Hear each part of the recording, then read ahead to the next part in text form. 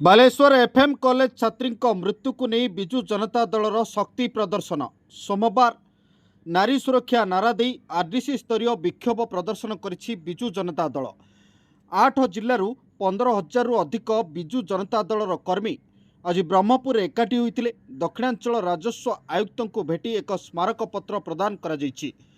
दिन 11 घंटा समय खलिकोट विश्वविद्यालय पड़ियाठारे एक साधारण सभा अनुष्ठित होइतिला। बीजेपी सरकार अमल में नारी सुरक्षा को प्रसंग करी दलीय नेता माने सरकार उपरे खूब बर्षिथिले।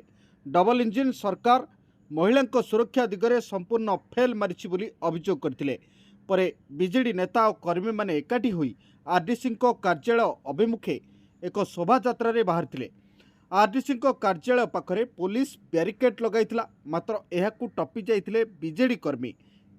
एही समय पुलिस स्थिति नियंत्रण करने नाकेदम होइतिला। पर एक प्रतिनिधि मंडली आरडीसी ऑफिस को जाई अधिकारी को एक स्मारक पत्र देइथिले।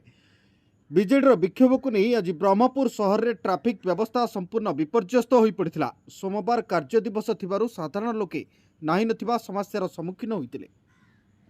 विजु जनता दल डाकरा थिला ओडिशार तीनोटी जाक आरडीसी ब्रह्मपुर कटक एवं संबलपुर ठारे विजु जनता दल प्रतिवाद ओडिशा सरकार विरोध रे आज ता प्रदर्शन रो काम थिला।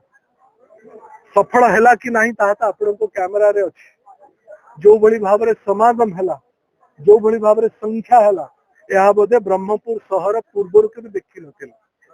अभिभक्त गंजाम, अभिभक्त कोरापुट, अभिभक्त कंधमाल पाखापाखि 8टी जिल्लार कर्मी नेता कार्यकर्ता आज समस्त एकत्रित होइछे।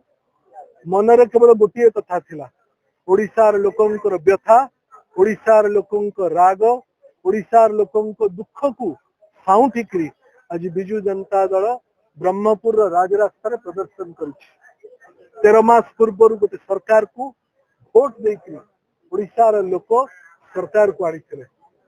भारत वर्ष इतिहास रे गोटे इलेक्टेड गवर्नमेंट एते शीघ्र बदनाम हवा केबे इतिहास रे हेई नथला। 4.5 कोटी ओडियावासी आम संगे छिड़ा होइछन्ती, विजु जनता दल संगे छिड़ा होइछन्ती। आपण पंचायत को जांतु, गाँ दांडरे बुलंतु, आपण देखिबे आमे सरकार को आनिकरी भूल करिछु, आमे सरकार को आनिकरी भूल करिछु प्रत्येक लोक कहउछन्ती। सेति पई आमे एइठी छिड़ा होइछु। प्रत्येक नारी को लड़ेबा करिया आमे चुप रहिबुनु, आमे फाइट बैक करू।